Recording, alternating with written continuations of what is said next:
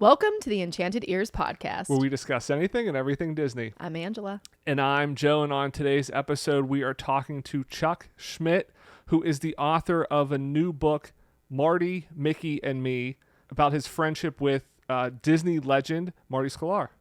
Yeah, it's really, first of all, choice alliteration there, Marty, Mickey, and Me. But yeah, like Chuck is a journalist. And so, yeah, it's really exciting to see sort of like how his job got him to be able to like interact with Marty Sklar and then how they developed a friendship like as a result of that. So like really interesting and fascinating podcast. Definitely make sure you like tune in and like just listen incredible stories. Oh, I my mean, gosh. Not even just stories with Marty, but other Disney legends, Imagineers, people in the kind of Disney company. He was just kind of rattling off story after story about like, oh yeah, this one time I was in Club 33, or, you know, this one time I was, you know, down there and got invited to a DVC event and then got invited to a D23 event and just and then Joe Rohde's over in the corner. Just you know? Joe Rohde, like makes an appearance. Amazing stories. So. It is also a really interesting testament. You know, I actually meant to ask him a question when we were interviewing him and I forgot. I did ask him after the fact and I wanted to bring it up. How he found the sort of confidence. And I know that's part of the job of being a journalist, to talk to people that would maybe otherwise be difficult to talk to.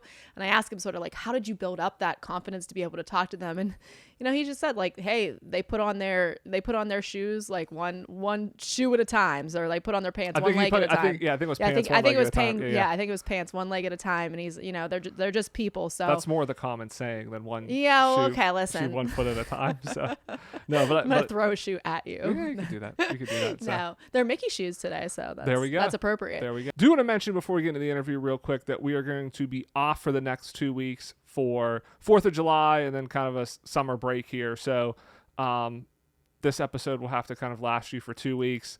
Go back. If you're new to the podcast, check out some of our older episodes. If you're on YouTube, we have our channel membership there where we have some bonus episodes. So if you want a little additional fix over the next 2 weeks, you have some options. All right, so let's get into our interview here. Chuck Schmidt has over a 40-year career in journalism. He was the travel editor for the Staten Island Advance. He now currently writes about all things Disney on his blog, Still Goofing About Disney, on allears.net. The new book, as we mentioned, is Marty, Mickey, and Me. Chuck, welcome to the show. It's good to be here. The new book is Marty, Mickey, and Me. Before we get into that, though, I do want to start. I like asking our guests this because, you know, we interview people that come from a lot of different backgrounds. Why Disney? Where did the love of Disney start? Well, basically, it started when I was about 5 years old, growing up in Queens, and we had a little tiny little black and white TV, and the Mickey Mouse Club came on that fall, I believe, in 1955, and I pretty much got hooked on Disney at that point. But the tipping point was probably Davy Crockett. King of the Wild Frontier. You know, like and there I am in Queens. In fact, I have a photo in the book of me in my fringe jacket and stuff, and the King of Queens, I guess I was before the TV show. You were the original Kevin James. Yes. But then, you know, over the years, I would follow Disney. You know, like I would watch The Wonderful World of Color on TV, and you know, the movies intrigued me, and the whole Disney concept intrigued me. After my wife and I got married, about 2 months after we got married, we went to Disney World. It wasn't our honeymoon. We went to Bermuda on our honeymoon, but and that was the first time, you know, like we basically caught the magic, if you will. And it, you know, from that point on, it was, you know, probably once a year we'd go to Disney, and then we started having kids, and it was like 2 or 3 times a year. And I'm sure at our peak we were doing maybe 6 or 7 trips to Disney World. Oh wow! Okay. Wow. So yeah. So are you more of a parks guy then now, or like the movies? I guess because you kind of started with, you know, TV, early Disney, but it sounds like you go to the parks a lot too. I would say, yeah, definitely. We've been to Disneyland many times. We've gone to Disneyland Paris twice. Yeah, yeah. The thing, like when I started covering Disney, I think back in around 1984, I worked for the Staten Island Advance newspaper. I was the Sunday editor, and I was also the travel editor. So I was able to step out of my Sunday editor shoes and become the travel editor, and I started doing features on Disney, after we'd come back from our trips. And I would faithfully send copies, tear sheets, if you will, to the public relations director in Disney World by the name of Charlie Ridgway. And he would send me back letters, thanks so much for your interest. And I found out later that they used to take clippings that were sent to them and put them on a wall of fame, as they called them. And my clippings were up on their wall of fame. Um, and then I guess it was 1986, I got invited to the 15th anniversary of Disney World, which was a huge press event, absolutely huge. I believe they invited 10,000 journalists from around the world and guests. And it was a whirlwind weekend. It was just amazing. They brought in Dolly Parton, the Miami Sound Machine, the Four Tops, the Temptations, and they had something. At that point, it was only the Magic Kingdom and Epcot. So they had events. They'd shut the park down early, and they'd have events in each park, and it was really something special. And from that point on, it was like I was full bore Disney. So that sounds like an incredible event. Yeah, it's kind of like the beginnings of like the influencer. I was just gonna say marketing. it's like what they do with the influencers now, but you were the original influencers. Well, I don't know about that, but going back to Charlie Ridgway, he was the one who put all of that together, and it was basically like they would put you up in a hotel, 10,000 people plus 10,000 guests, and they would have hundreds of buses transporting you to various locales around Orlando, and it was something special. I was invited to many press events after that. That was like the high point, I guess, of the press event. They started to go a little bit less and less as the years wore on, but that really solidified things for me in terms of Disney. And I started to meet people in the Disney organization that, behind the scenes, Imagineers, executives, and, like I developed relationships with them. So I was able to, learn a lot of behind the scenes aspects of the company, the parks, the attractions. So I did want to ask you, because you have had a long career, like you said, kind of, wrote for a newspaper. Now you're writing Still Goofy About Disney, your blog. It's on allears.net. So kind of in, going from newspaper to kind of the digital medium. What have you noticed as like the change in how that's impacted coverage on Disney? Like I'm sure, now I'm guessing compared to how it was before, like it's so much, there's so many more people covering it. Like, is it changed how you cover it, or how's that impacted things? My focus has always been on the people. Like I said, I developed relationships with a lot of Disney legends over the years, and I'm interested in their stories. Their life stories, their career stories. I've interviewed a wide range of people. Bob Gurr, in addition to Marty, obviously. Bob Gurr, Tom Nabby, Bill Sullivan, Ub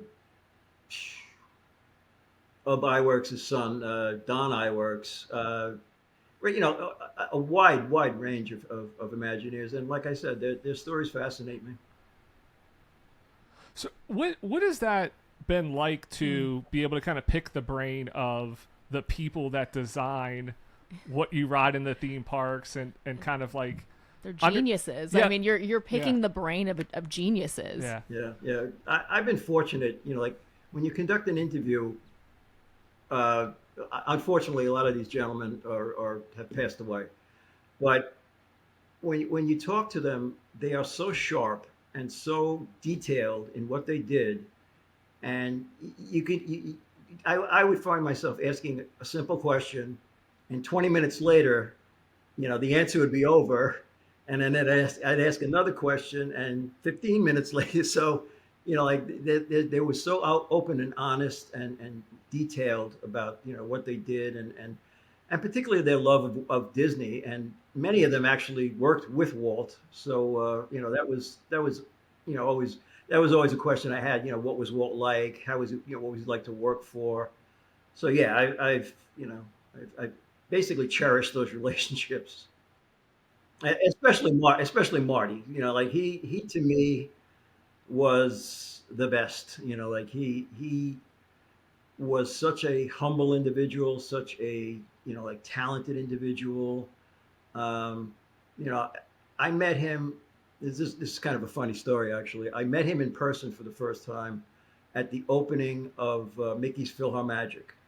Okay, they had a press event for that, and I was invited down. And my wife and I, walked into the theater, and they had invited several cast members from the Brady Bunch to be there. Like Wow. as Okay. they used to do that a lot. They'd invite Hmm.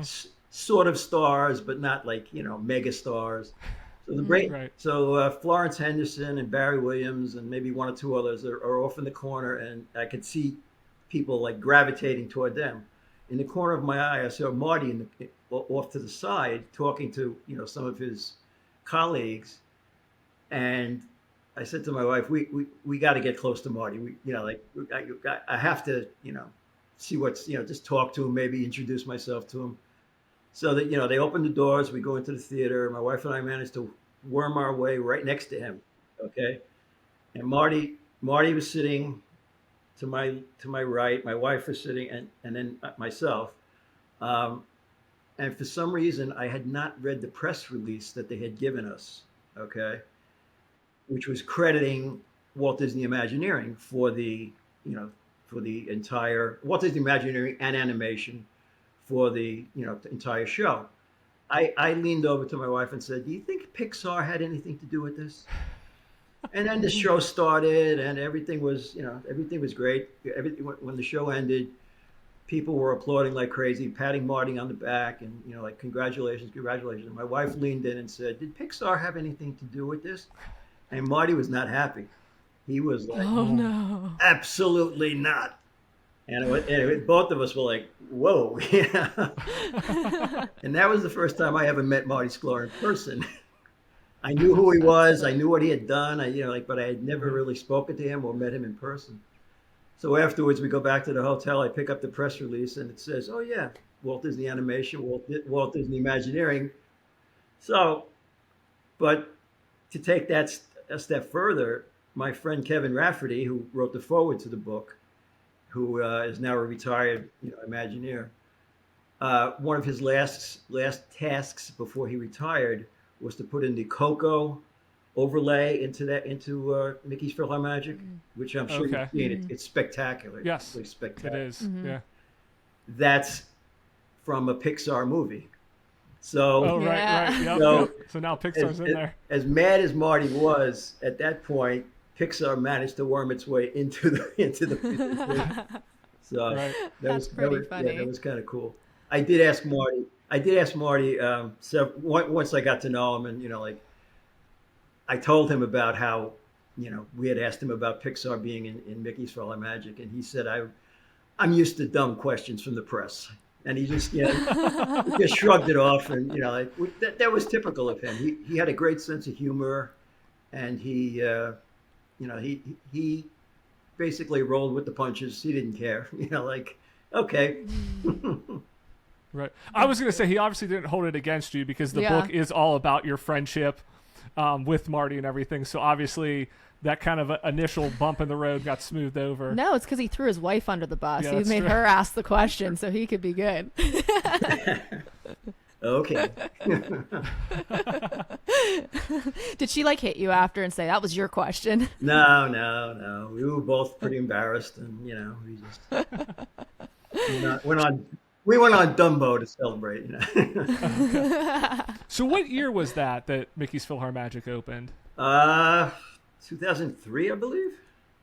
Oh, okay. Okay. So that was kind of later. Because I was going to say for people who may not be familiar with Marty's career, he had a long career with Disney Imagineering. He was involved in the World's Fair, Tiki Room, Small World, helped supervise a lot of the parks with Tokyo Disneyland, MGM Studios, Disneyland Paris, Animal Kingdom, among others. So he had a very long career. So you kind of, I wasn't sure where you kind of first meeting him fell into that. So he had already kind of worked on all of those by the time you had gotten to know him. I actually, well, he retired in July on Disneyland's anniversary, July 17th, 2009.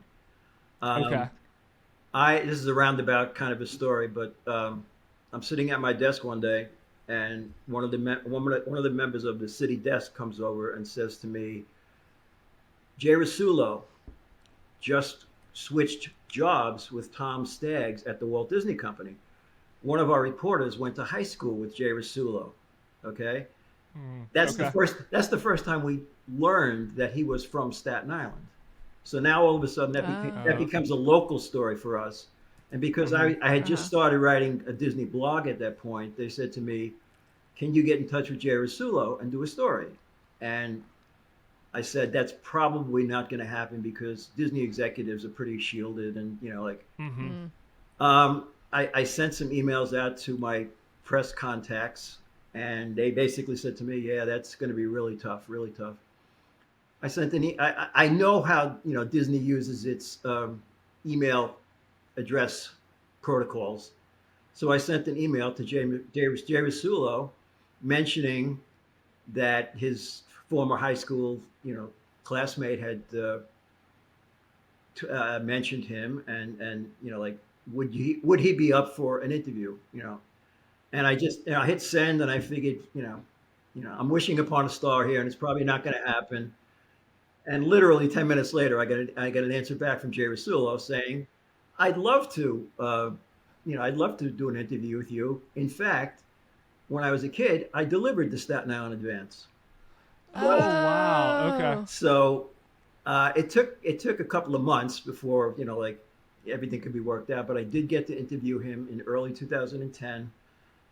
Put it on the front page of the Staten Island Sunday Advance. It was a really nice article.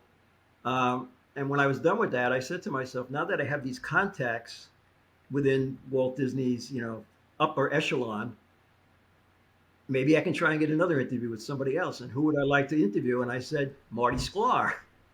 So sure enough, I contacted Jay's administrative assistant, and she said, "Sure, I'm sure Marty would love to talk to you." And about a month later, I was interviewing Marty Sklar, basically about the New York World's Fair, because he was very involved in the World's Fair, and he, as he told me, I love talking about Disney's participation in the 1964-1965 New York World's Fair. And because I'm so old, I actually went to the 1964-65 New York World's Fair. I remember It's a Small World. I remember Great Moments with Mr. Lincoln. I remember, like the Ford Magic Skyway and the General Electric Carousel of Progress. So he and I had that connection. Wow.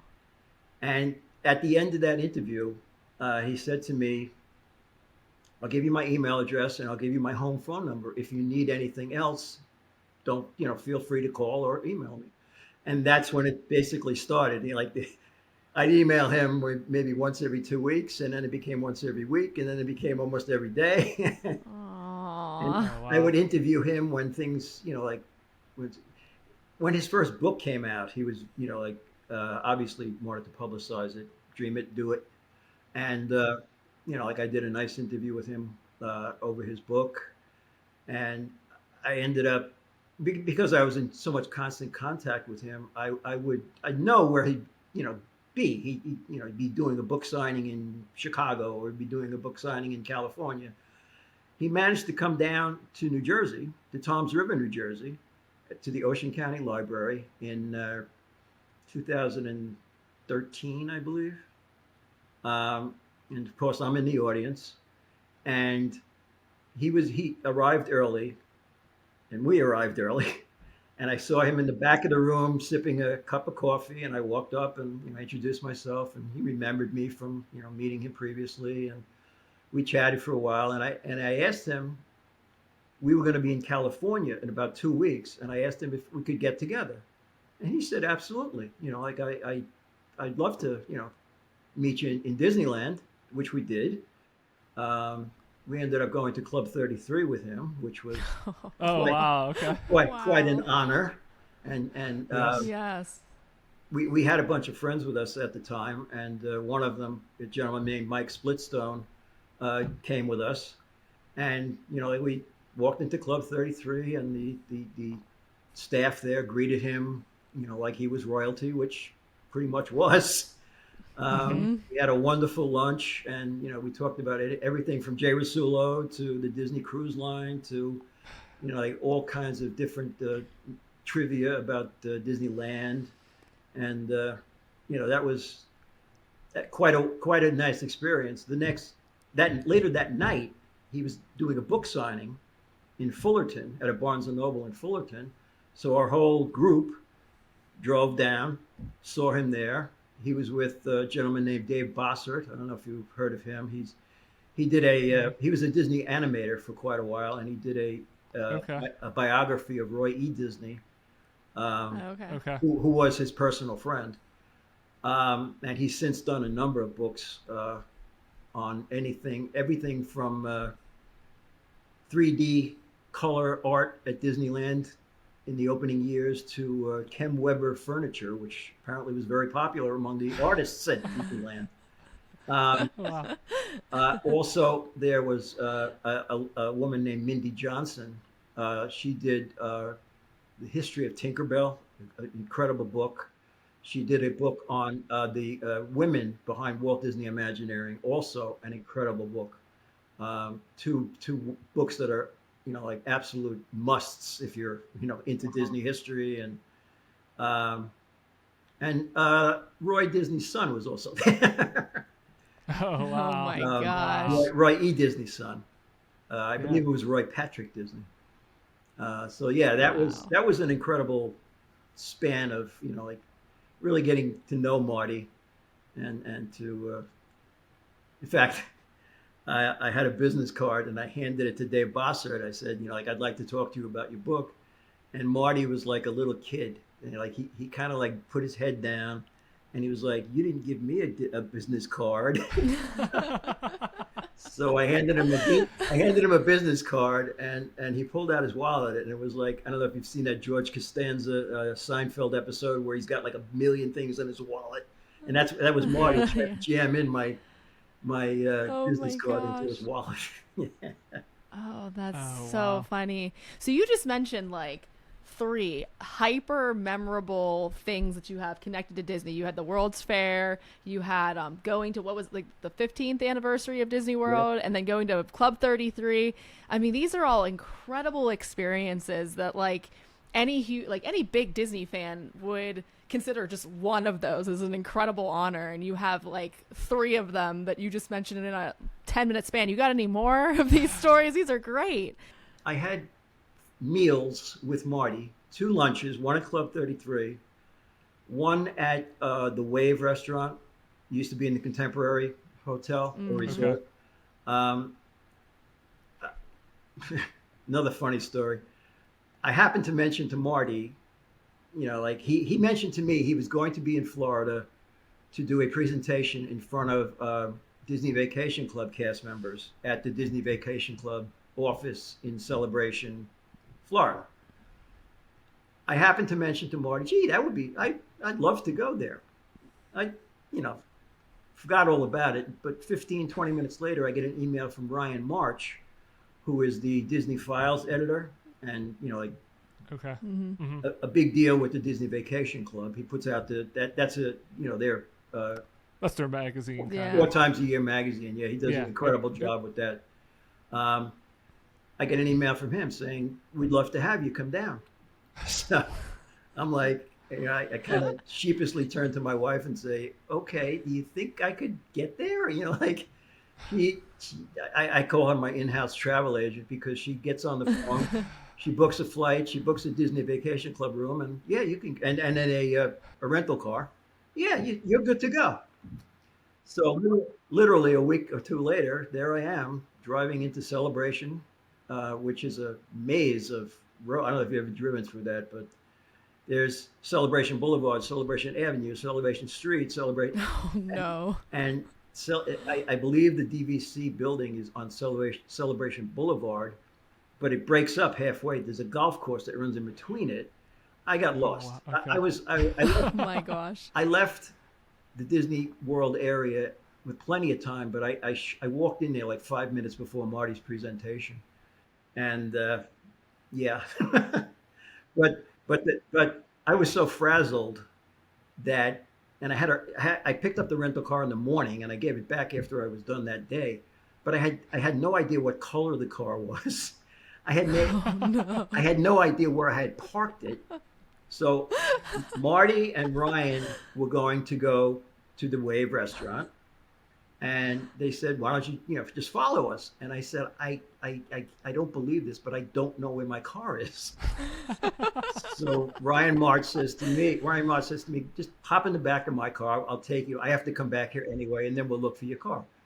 Marty was going to give a presentation at a D23 event the next day, and after lunch he was going to rehearse his presentation.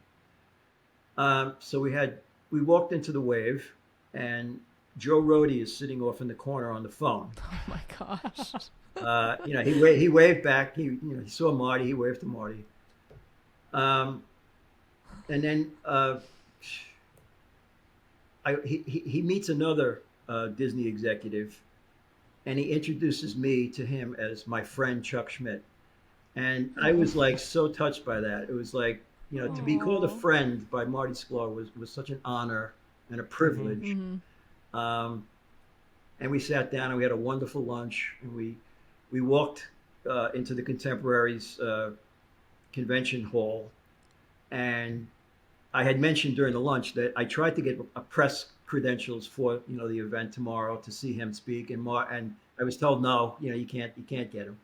Marty walked up to one of the people putting on the presentation and asked him for a press credential for me, and sure enough, I walked out of there with my press credentials. So yeah, that's one story. I can see where you I read part of your book where it said that he had a way of making you feel like you were the most important person in the room, or it was your phrasing was something like that. Like, I can definitely see where that's coming from these wonderful stories that you're telling. Absolutely. And when you consider the fact that he knew thousands and thousands of people, and first of all, he knew you first. He knew your name. Like, no matter. I saw him 5 years later. Hi. But he was just such a personable, down to earth guy, and he had such an important position, within the Walt Disney Company.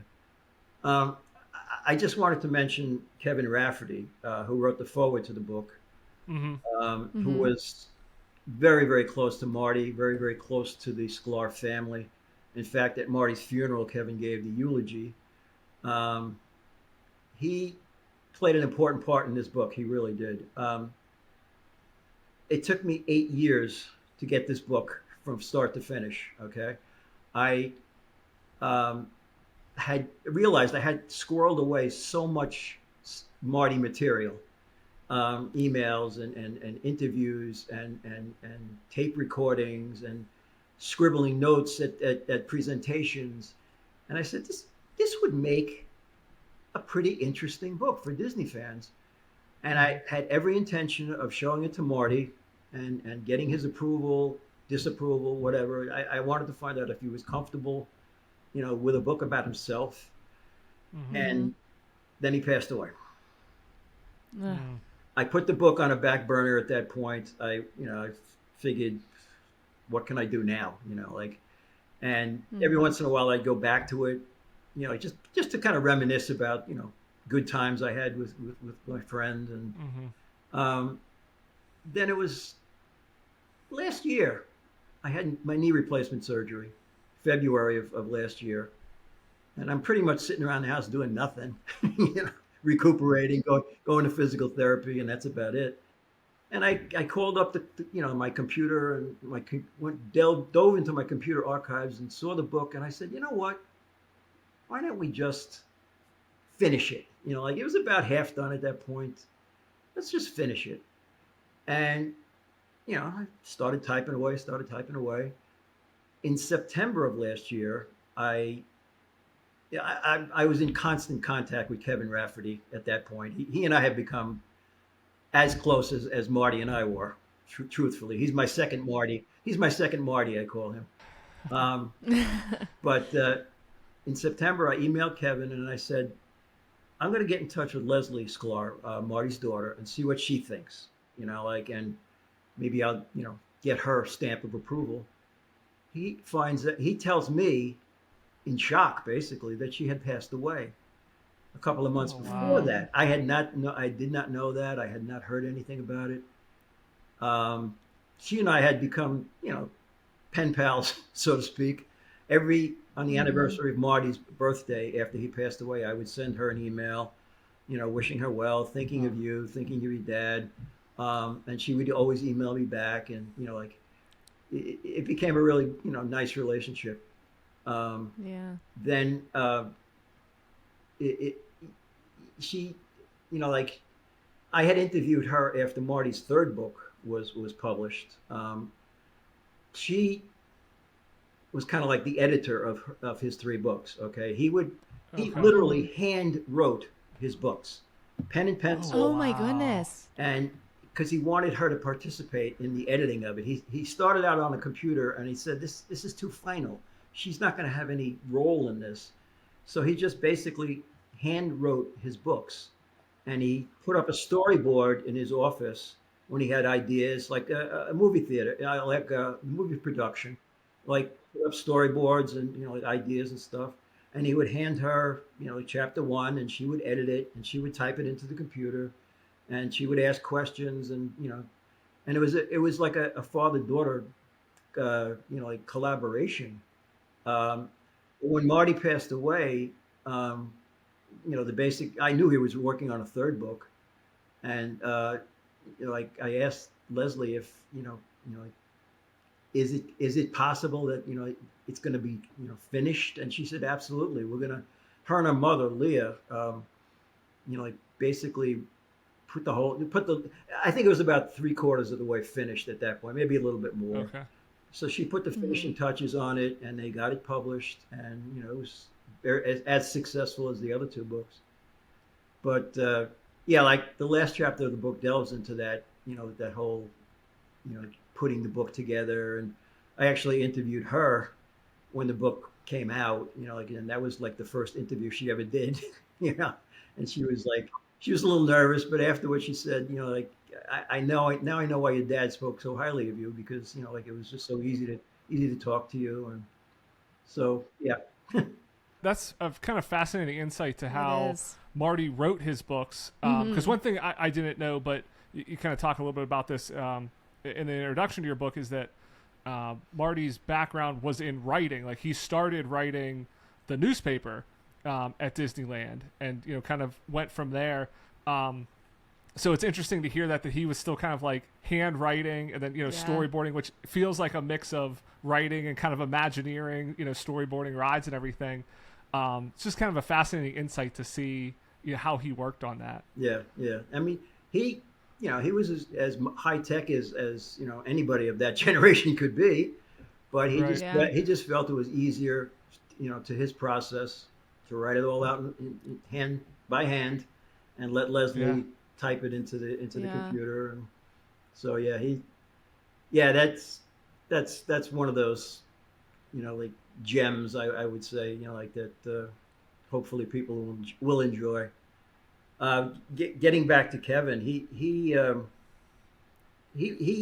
put on, he doesn't remember exactly how many, but he put on special shows and for Marty, in honor of Marty, for his birthday, for his like 50th anniversary with the company, for things like that. And he's an amazingly clever individual. He designed, he was the lead Imagineer on so many attractions that people don't really realize, like Tower of Terror, Mickey and Minnie's Runaway Railway, I'm drawing a blank now. Anyway, he did tons of shows, and he would put together these at Imagineering, at the campus of Imagineering. Mm-hmm. And in fact, there's a photo on the back of the book. I don't know if you could see it. Yeah. There it Yeah. is. There Yeah, we it can is. see it. Yeah, Yep. move it up a little. That's Marty with Richard Sherman. Oh, wow, wow. Yeah, I okay. can make out the Yep. piano. Yeah, that's so cool. Kevin took that photograph for me and sent it to me for use in the book. That was at Marty. Wow. That was at Marty's retirement party at the Imagineering campus. He, yeah, like I said, Kevin was very close to the Sklar family, and fortunately, like he wrote the foreword to my book, which I absolutely loved. He did such a wonderful job, and in fact, he told a story about how Walt Disney used to walk around the parks and pick up trash as he was walking around. And he and Marty, Kevin and Marty, were supposed to do an event at Disneyland. Marty showed up a couple of minutes before Kevin, and Marty had just had back surgery. And Kevin could see him off in the distance, and Marty was bent down painfully and picked up a piece of trash off the Aw. street and threw it into the trash receptacle. And the funny thing is I met up with Kevin back in January of this year. We spent a whole day in Disneyland and California Adventure. Another fascinating day, really. We went on Radiator Springs Racers, which another one of his creations, Cars Okay. Land, Cars Land specifically. And he gave us, Wow. again, we were with a group of friends, and he gave us an amazing blow by blow of how this was created and where this came from, and Wow. just amazing stuff. And as we were walking around, Kevin was doing the same thing. He was picking up pieces of trash as well. So it's like it's passed down. It's from ingrained in you. It Yeah. is. one generation like to the next. Yeah. Yeah. It's funny because I don't think I ever notice trash on the floor anytime I'm in a Disney park. Yeah. It's like almost shocking to hear that there is trash. I thought they had a magical fairy that came and picked it up, but now I know it was Kevin Rafferty and Marty Sklar. Yeah. Well, they do have trash collectors. In fact, they used to have in Disney World, if you remember, a trash collector who used to go around making with soap, watered down soap, Disney characters on the pavement. If you remember that. Oh, right. Yeah. They were Yeah. dressed. yes. They were dressed as trash collectors, but they were actually Right. Yeah. They would. artists. Do the drawings on there. Yeah. Yeah. Yep. And That they have like a whole process. Like you have to like pass certain tests, I think, right? Before you can draw certain characters. It's like a whole thing. Yeah. It's really cool. Yep.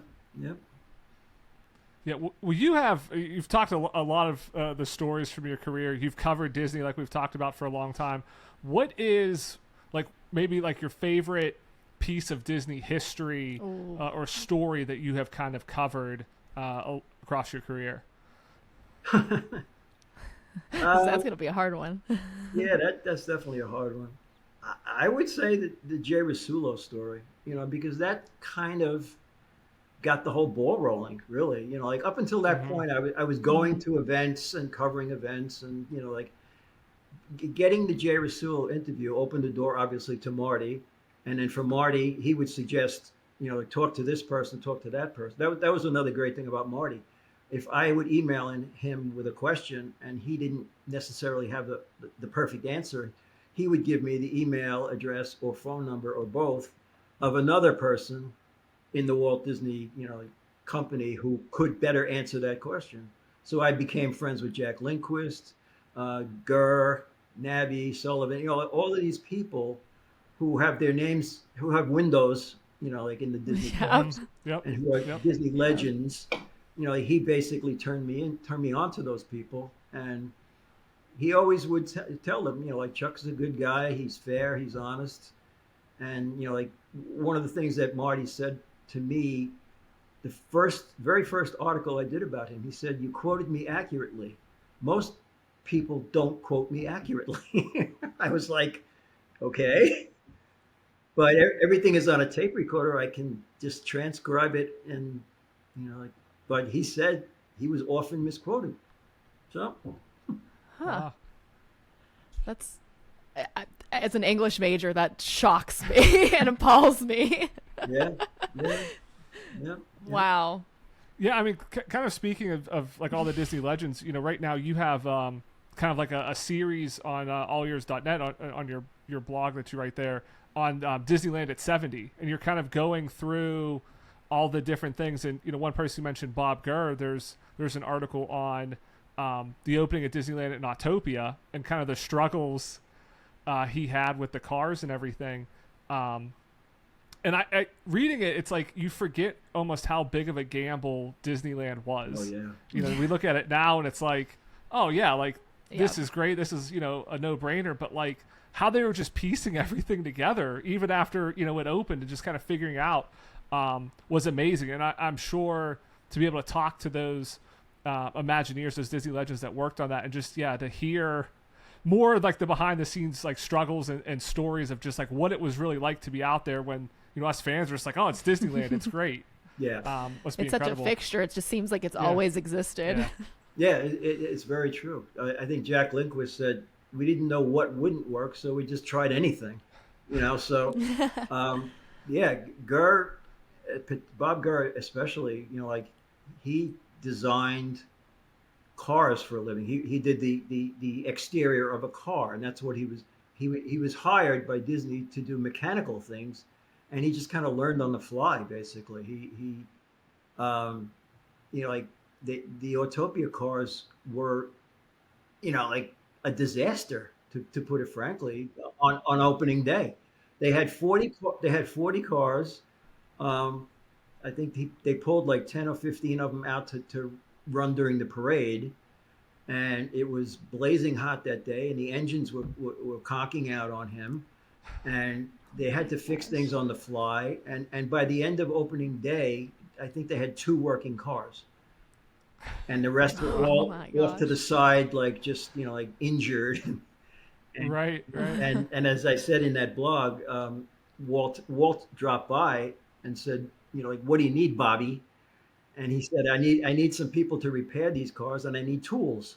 And literally a half an hour later, a small shed was brought to the Autopia area with a couple of mechanics and a couple of sets of tools, and they began repairing everything. And by a week later, they had just about every car fixed. And over the years, over the few months, after Autopia opened or after Disneyland opened, he figured out ways to do things better and to make things more, easier on like the people behind the scenes. I mean, he tells a great story, but there was no center guide rail on the Autopia cars track. They wanted it to look like a typical California freeway, basically. And people were literally running off the track, going across, like grass medians and slamming into other cars.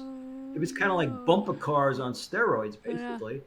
Yeah. So then they came up with the idea of a center guide rail, and he said that a couple of kids lost teeth during opening day because the steering wheels weren't padded, and they were crashing into one another. And he said he brought one child back with holding a couple of teeth in his hand as he brought them to the medical tent. Oh, man. So it was everything they said about that being a disaster, Black Sunday. It was true. It was nothing. It was working.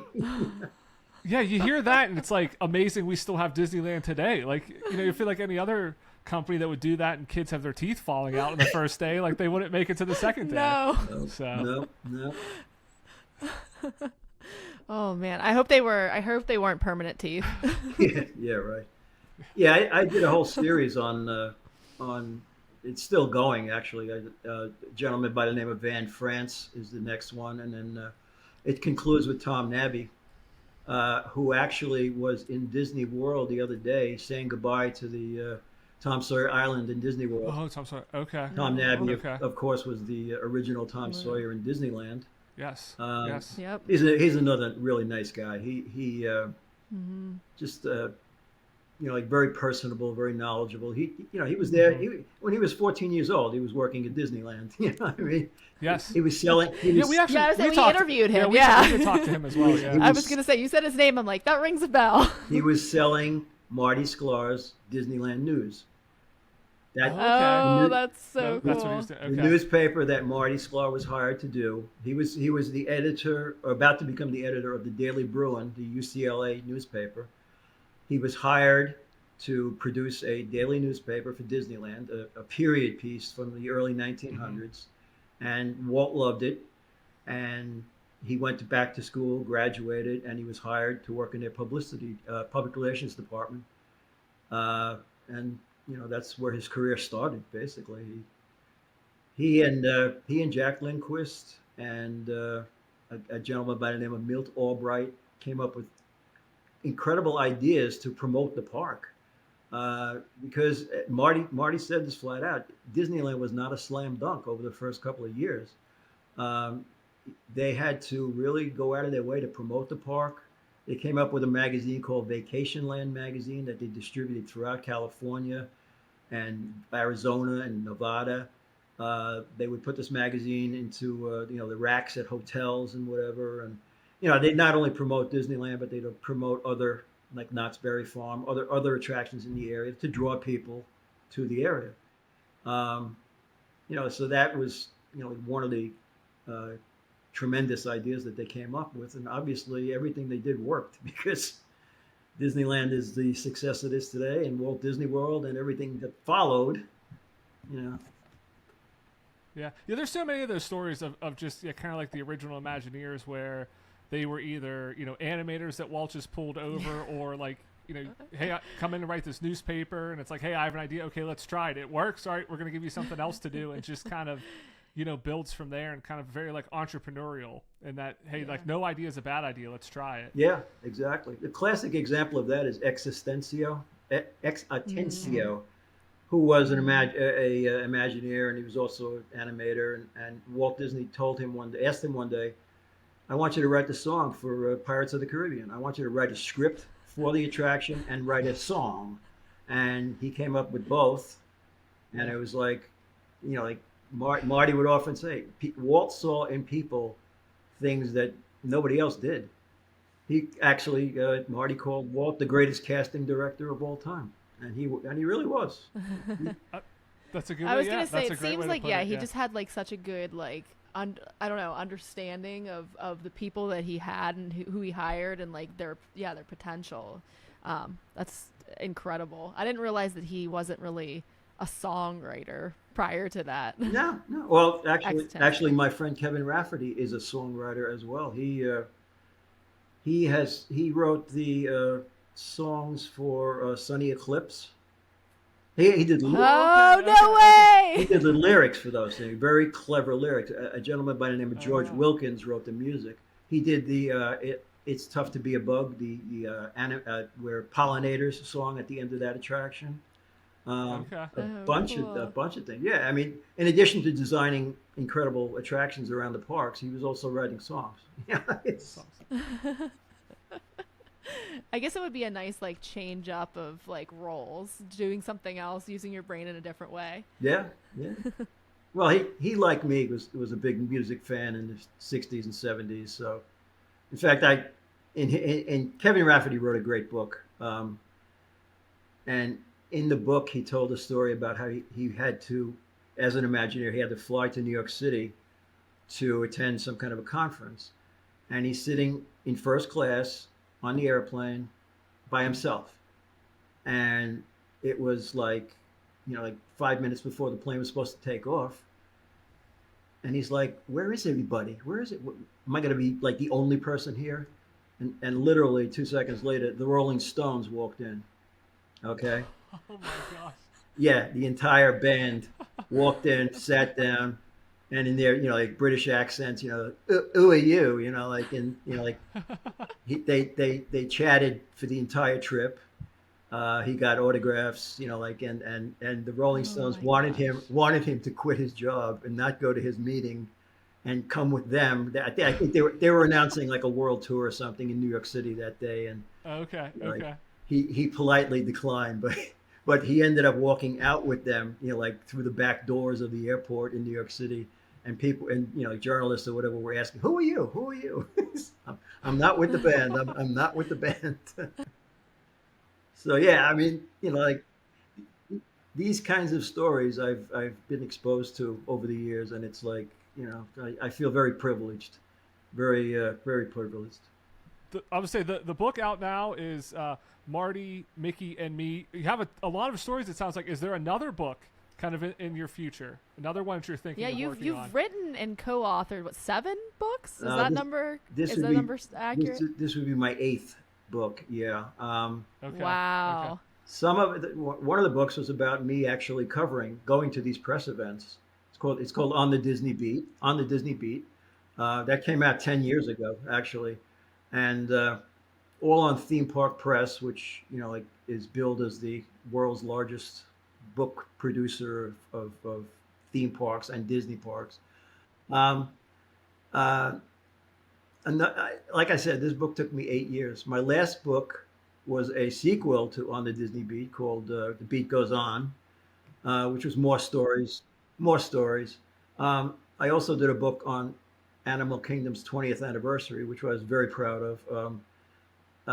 I got to talk to and meet a wide range of Imagineers who worked on Animal Kingdom. It was a very fascinating story, that park. It took an entire decade for it to come from, like come from a seed of an idea to the actual park itself. I got to talk to a gentleman named Paul Comstock, who did all of the landscaping for that park. Which, if you take like take a step back and realize what's in that park, he had to design an he had to design an entire savanna, um, and not only that, but design it where they could hide feeding areas and water areas so they weren't really visible to the guests as they ride through Kilimanjaro safaris. Um, he tells a great story about how they would do road trips to Africa, to Asia, and they would bring back seeds from plants that were native to those areas to try and like grow them in Florida and put them into the park. Um, yeah, I got to chat with a lady named Zofia Castirco, who was one of the first Imagineers to become involved in Animal Kingdom. They apparently sent out a memo to all Imagineers. Would you be interested in, like leading up a design of Animal Kingdom? And nobody thought it would work. Everybody figured it's going to be a zoo. It's going to be a zoo. I don't want to be involved. Joe Rohde stepped up and said, "I like that idea," and he, like took the reins. In the beginning, they had a trailer in the Imagineering parking lot, and like 4 or 5 Imagineers were working on concepts for Animal Kingdom, including Zofia, including Paul Comstock, Joe Rohde, several other folks who are, are no longer with the company. And that idea kept building and building and building. And at one point, Disney wanted to pull the plug on it, but Joe Rohde decided to bring a live tiger into a meeting with Michael Eisner, and Marty was in that meeting, and all the other top Disney executives, and they were all like aghast. Like how could he bring a live tiger? But Rohde basically said, "You see what the kind of excitement this live animal generated? That's the kind of thing we're working to, like generate at a theme park. Like it's going to be a combination live animals and theme park, and obviously it worked." Yeah. Wow. As That is far Amazing. It is incredible. as far as another book, I have nothing in the pipeline at this point. Nothing in the works. As I said, this Marty book took me 8 years, and it was it was kind of a labor of love, really. Like Mm-hmm. he had a tremendous effect on myself, on my wife, on everybody that he worked with. He was just a mensch, as they say. He was a mensch.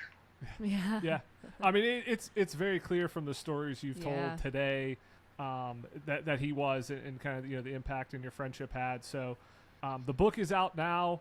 Chuck, this has been great. All of your stories have been wonderful. Really appreciate you being on the show.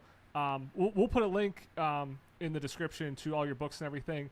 And also, I guess if people want to read more, allears.net, that's the best place to go for more of your work. Well, Amazon obviously, has Amazon. the books. Okay. Yep. Yeah, allears.net. The blog is called Still Goofy About Disney.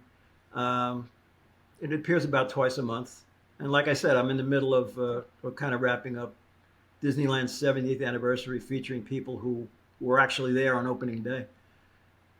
Mm-hmm. So. All right. Well, perfect. Wow. Well, Chuck, thank you very much. Thank you.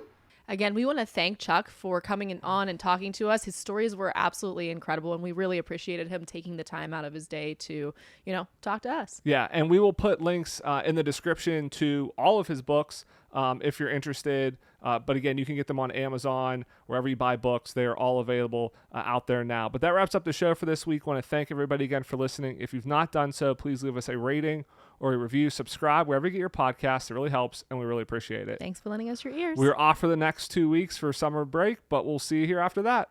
Bye-bye.